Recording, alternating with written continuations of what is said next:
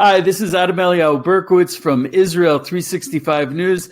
I'm very fortunate to be here with Mr. Marc Zell. He's an American-Israeli lawyer. He's the chairman of the Republicans Overseas Israel and a vice president of Republican Overseas. And he's really got his finger on the pulse of the politics, especially how they impact Israel. So, Mr. Zell, I'm confused. If you could lay it out for me, I'd really appreciate it. What just happened? Okay. Well, I think the source of the confusion is the fact that we had very high expectations as to the size of the victory we expected in these elections, the Republicans, that is. And that didn't happen. As we didn't have the great red wave or great red tsunami that we expected, and there are a lot of reasons for that, but I can go into it. But nevertheless, the victory appears to be ours. And why I say that is that all along, the goal of these elections in terms of the electoral outcome was to be able to have enough votes to control the House of Representatives and the Senate and Congress. And thereby to be able to stop the Democratic, this crazy Democratic radical program that has affected millions of people in the United States and around the world, and also to begin a period of proper government oversight of this administration and investigation into a lot of the crazy things that they were doing for the past 2 years, okay, that the American public and the world wants to know about. So in terms of that goal, we are on the brink of achieving that. It looks like it's I have to be careful here. I don't want to bring the evil eye, but it looks like we're going to take with high probability the House of Representatives. We're only a few seats away from doing that, and that'll be decided in the next couple of days as the House races are finally counted and results certified. So the House of Representatives will be Republican in all likelihood. The Senate was always a more difficult battle because most of the seats that were up for grabs in this election were Republican seats as opposed to Democratic seats. That will change in 24, by the way. But in any case, in the current election, where things stand at the moment is Republicans have won 49 seats. The Democrats have won 48 seats. In order to control the Senate, you need 51. Currently, the parties are evenly split at 50-50, but because the Vice President of the United States has a casting vote, the Democrats have control of the Senate at the present time. If we get 51 seats, that will change, and the Republicans will control the Senate. So where do we stand on the remaining seats in the Senate? It's basically 3. Those states are Arizona, Nevada, and Georgia. All right. Now, in Nevada, our candidate Adam Eliyahu, your namesake, is leading. Okay, but it's a small margin, about roughly 2%. In Arizona, Mike Kelly versus Blake Masters, and Mike Kelly, the Democrat, is leading by about 5 points. But they're about, I would say, 25% of the votes still remain to be counted in Arizona. Wow. So that could shift. Ambassador Rick Grinnell, Republican activist and spokesman, strongly believes that we will take Arizona. I'm less optimistic about that, but what happens if we do? If we take Arizona and we continue and the lead of Laxalt in Nevada continues, we will have our 51 seats. Okay. And that will be amazing. And if the Georgia election, which is going to a runoff next December, goes our way, then we'll have 52 seats. All right, that could actually happen. More likely scenarios, we will continue to lead in Nevada and win Nevada with Laxalt, hopefully. And that'll give us 50 seats. And we'll lose in Arizona. I hope that doesn't happen, but that right now that's the direction it's heading in which case we'll have 50 seats and the Democrats will have 49 seats, and the race, the control of the Senate will be dependent on the outcome of the runoff election in Georgia between Senator Warnock and Herschel Walker, and that'll be happening in December, around December 8th, I think. And there, our prospects are not bad because there's about a half a point difference between the two of the candidates. Warnock has half a point more than Walker at the moment, but that's in a race where the Libertarian candidate garnered about 2%.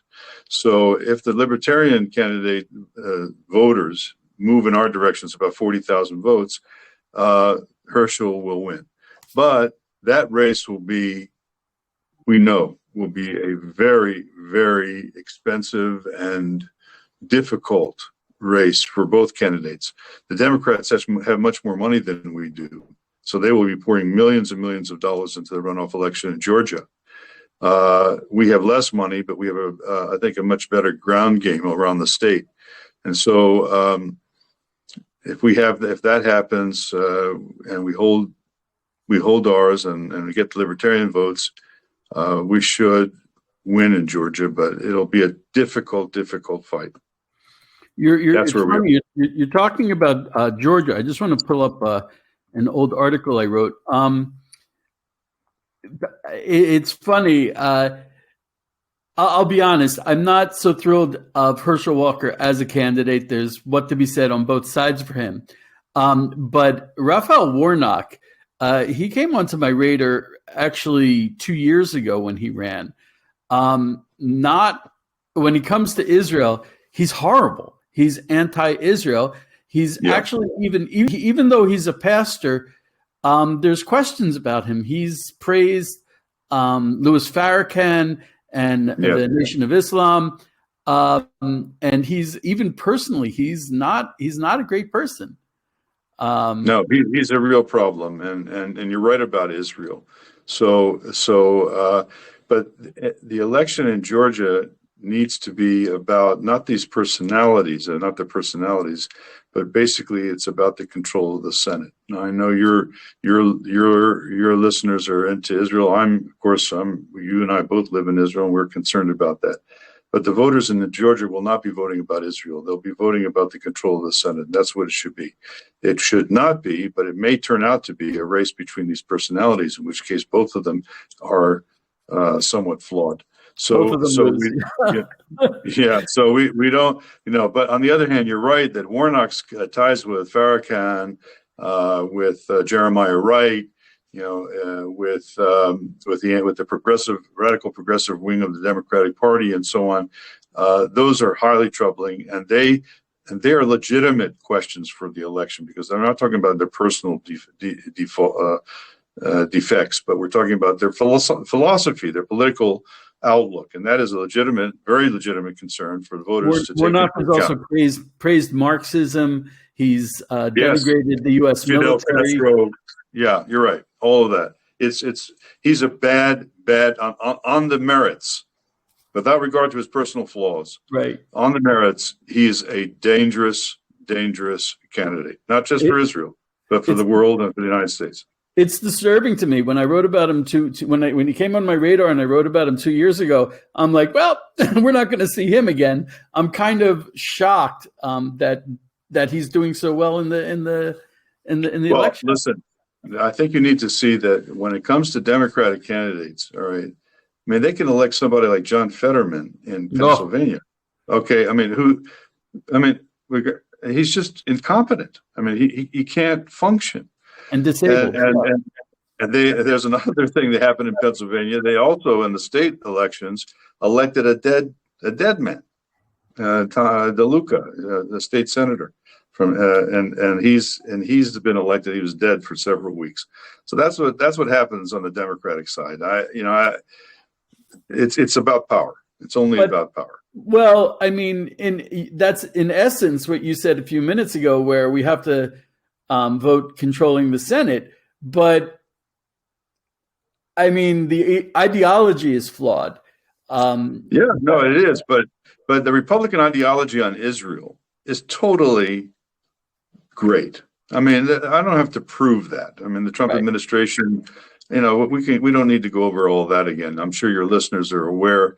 When it comes to Republican the Republican Party and Israel, the Democrats can't hold a candle to us. Okay, that's very clear.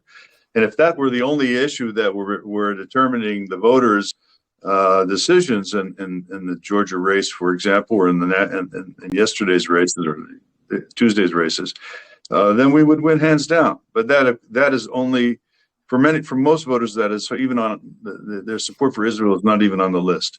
It's about inflation, it's about crime, it's about the border control, and unfortunately, and this is to my surprise, it's also about abortion and the threat to democracy, to the only two talking points that Democrats had.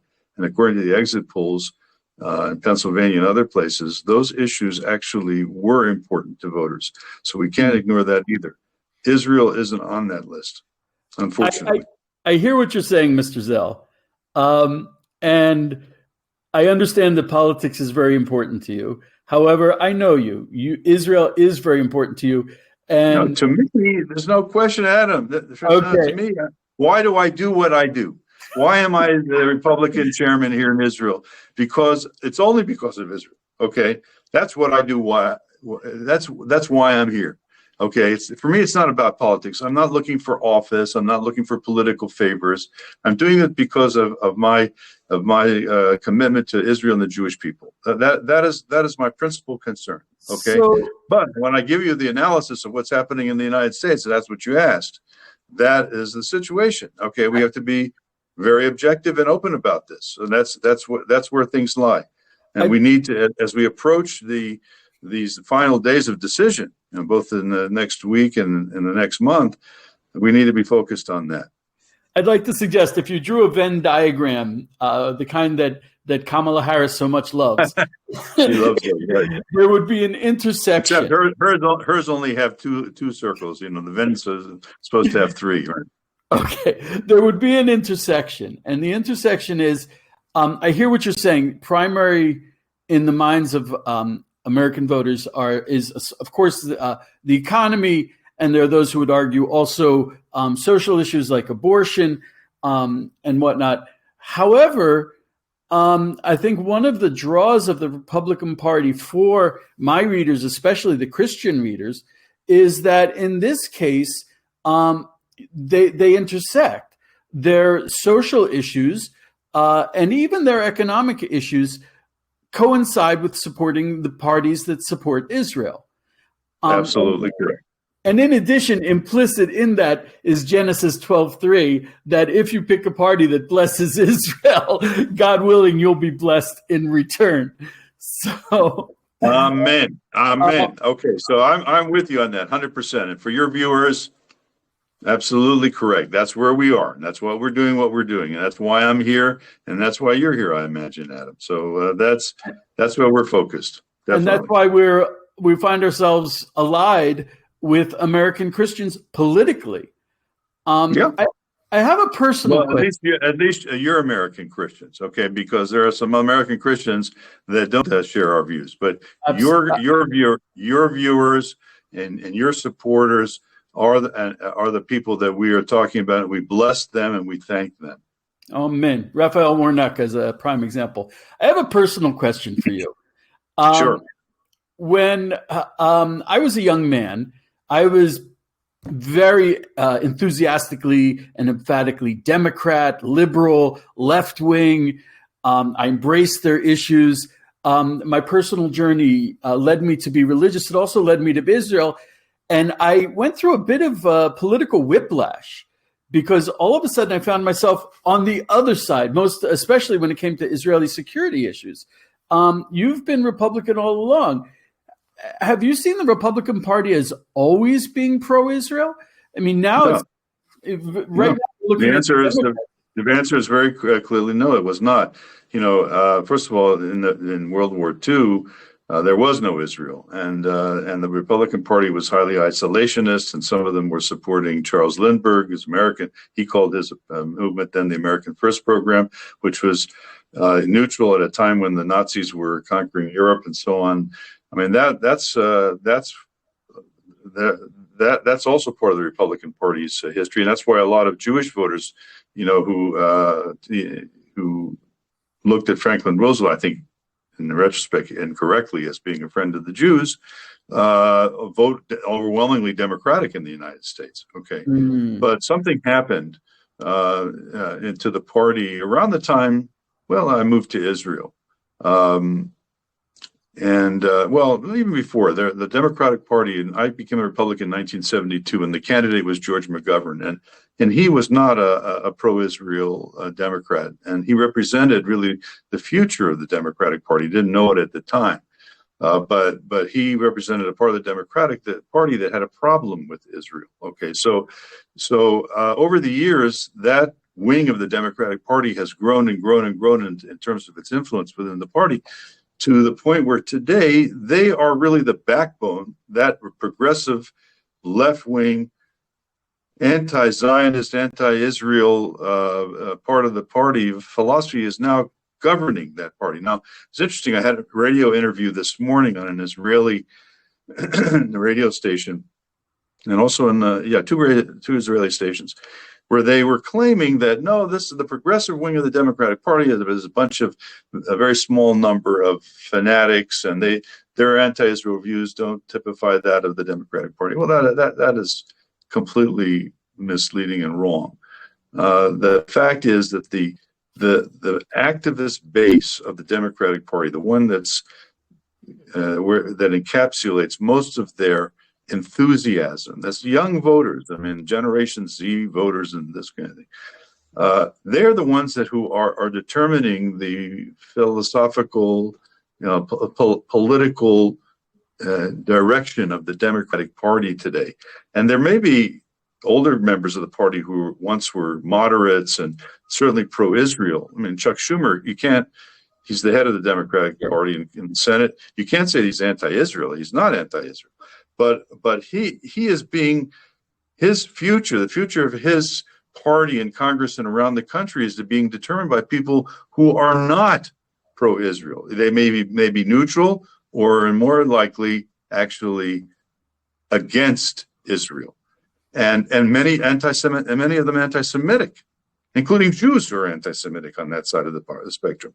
So it's a very, the Democrat Party has veered off the tracks, let's say, and the Republican Party, during the same period of time, has divested itself of all those previous ideas that it had. Okay, isolationism and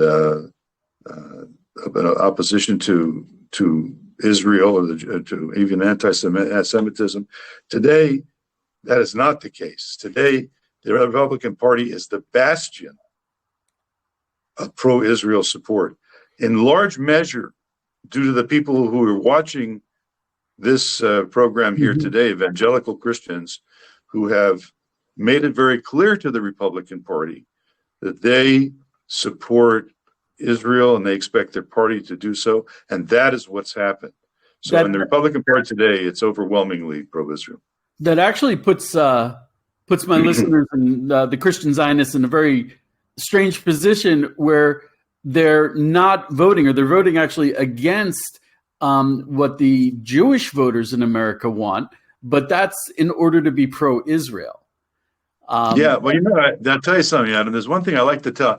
When I was attending a lot of Republican events and I meet evangelical representatives, I often quote them the Rashi, the interpretation that one of our great rabbis has of the verse in the book of Exodus, which talks about the Jews coming out of Egypt, chamushim, right? And what did that word mean? That word could mean armed with weapons, okay? Or it also could mean they came out one fifth, only 20% of the Jews that were in Egypt left Egypt for the land of Israel, following Moses and Aaron. And what does that mean? That's very interesting today when you look at the Jews in the United States. 20% of the Jews of the United States support the Republican Party and its pro-Israel agenda. And 80% of American Jewry vote for a party whose principal source of dynamism today is a whole worldview that treats Israel as an anathema. There's a prophecy for you. Just to give you an idea, not only we were talking about Raphael Warnock, who is explicitly anti-Israel, and there are questions even religiously. He seems to tend more towards Islam and praises Islam, which, as a pastor, that's a kind of unusual stance to take. That's putting it mildly. Yeah. Yeah. Also, you have a group within the Democratic Party that is openly anti-Semitic and has never been ostracized specifically for their anti-Semitism, and that's the Squad: AOC, Alexandria Ocasio-Cortez, Rashida Tlaib, and Ilhan Omar. And Presley, Cory Bush, whatever his name is. They're all part of this. Yeah. There are others who definitely want to join in. And this election actually saw a few more squeak in. People are talking about Summer Lee. Did she win? I don't know. I'm looking at an article. That's a good question. I'm looking at things are still shaping up. I'm looking at something from midnight last night. It's crazy. Israel will use paper ballots and we get results a lot faster than this. Oh, yeah, that's another story. Right. You're right about that. Right. But Summer Lee, if she gets in, and I'm not sure what the status is right now. If she gets in, she's going to be one of the queens of the Squad. So